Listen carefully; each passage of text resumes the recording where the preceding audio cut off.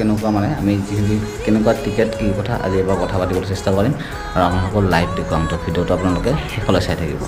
তো মই এতিয়া আহি পাই গ'লোঁ VIP আৰু VIPত আমাৰ একমাত্ৰ চিনেমা হল এটা আছে এইটো হ'ল RR চিনেমা হল য'ত আমি মুভি লাগিলে চাওঁ কাৰণ আমি